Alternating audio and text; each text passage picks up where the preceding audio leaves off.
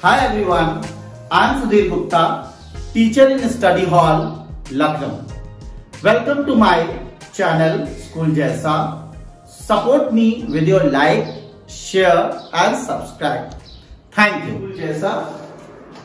Continuing with the same chapter, Matter in Our Surrounding of class 9.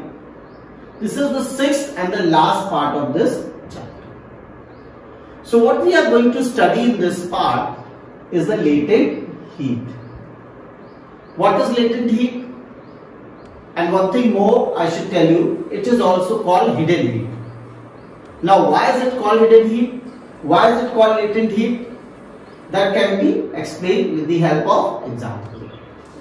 I have taken a container in which some water has been over there, a thermometer has been placed, and a Bunsen burner has been taken, and when the heat started going to be given to the container, and initially it was having the temperature of 20 degrees centigrade, what was my observation? That after some time the temperature started rising and rising and rising and rising and rising.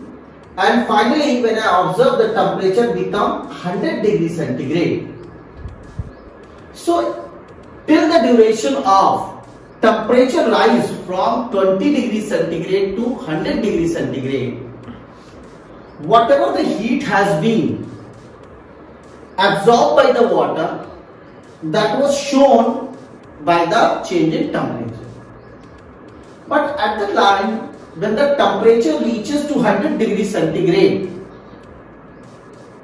and continuously yet the heat is going to be given, we observe now no change in temperature. Now the question comes, when earlier the temperature was, heat was given and there was rise in temperature, and still we are going to give the heat to water, but why not the rise in temperature taking place? So question comes, where that heat goes? Earlier I can understood that the heat has been taken by the water and it was showing the rise in temperature. But now further when you are going to give the heat, why there is no rise in temperature? And if there is no rise in temperature, then where that heat is going? So, I should tell you that heat is now going to be used in order to change the state, or you can say in phase transformation. What is this phase transformation? That is change in state. How?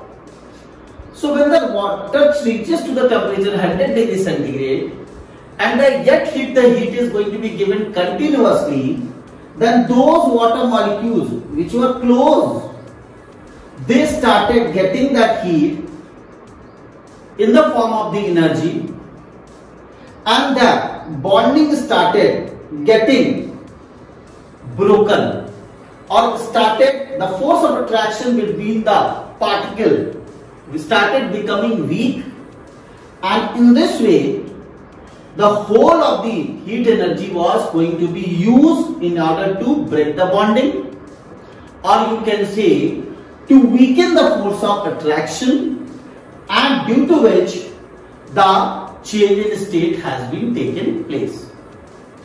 So in this particular duration, since we cannot come to know how much amount of the heat is taken by the water, due to which it is called as a hidden heat. Now I should tell you, how can we say that we cannot assess the heat? We know Q barabar mc delta T. Q is the heat, M is the mass, C is the specific heat capacity, and delta T is the change in temperature. Earlier when temperature was reaching from 20 to 100 degrees centigrade, then we were able to calculate the heat. We were able to know how much heat has been taken by water. How? Because there was some mass of the water Water is going to have some specific heat capacity, 4200 joule per kg degree centigrade.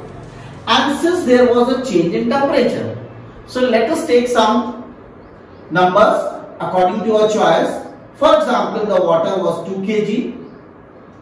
Specific heat capacity was 4200 joule per kg degree centigrade or Kelvin, and the temperature change over here is 100 minus 20.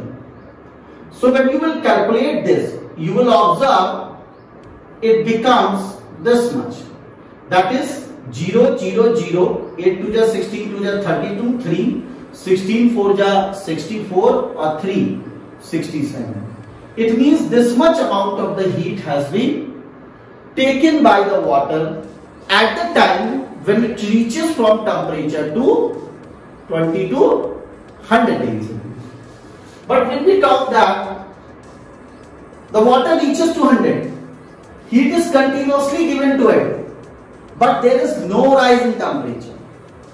So in that duration, according to that calculation, we observe we are having the value of M, we are having the value of C, like this 2 into 4200, but when you see this, there is no change in temperature. So in place of delta T, if we place 0, we get 0. That means we cannot calculate the heat taken in this duration. So this is the reason we say that we cannot assess the heat. But we should not say this also, that heat has not been given. Since the Bunsen burner flame is over there. So that heat has been used in order to break the bonding between the molecule, and due to which there was a change in state, and we were not able to understand how much heat has been taken, due to which we call it as the hidden heat. Similarly, if we take ice cube.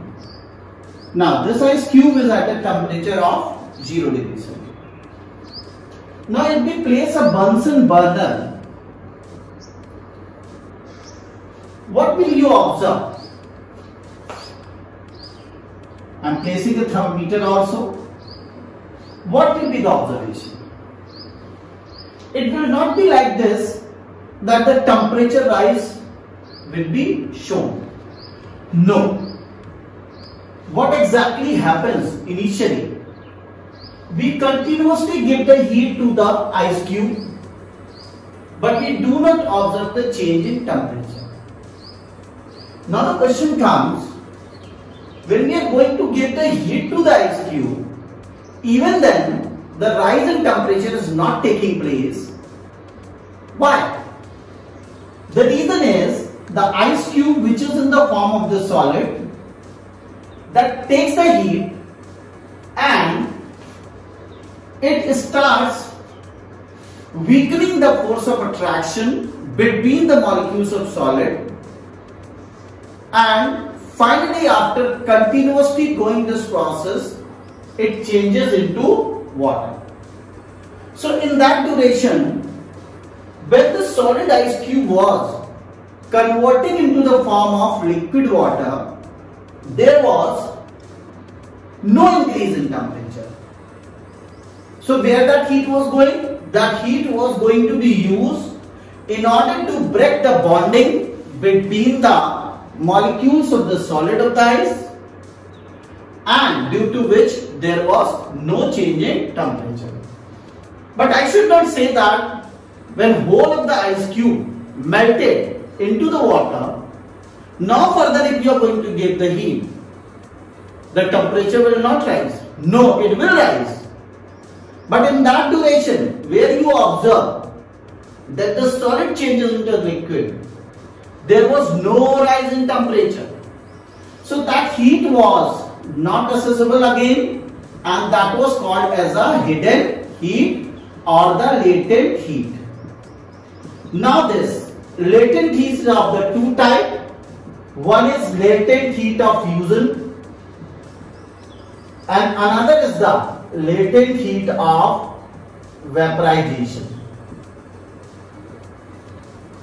So this latent heat of fusion example is this, and latent heat of vaporization example is this. So what is the latent heat of fusion? If we take the quantity of ice is 1 kg, then heat required to convert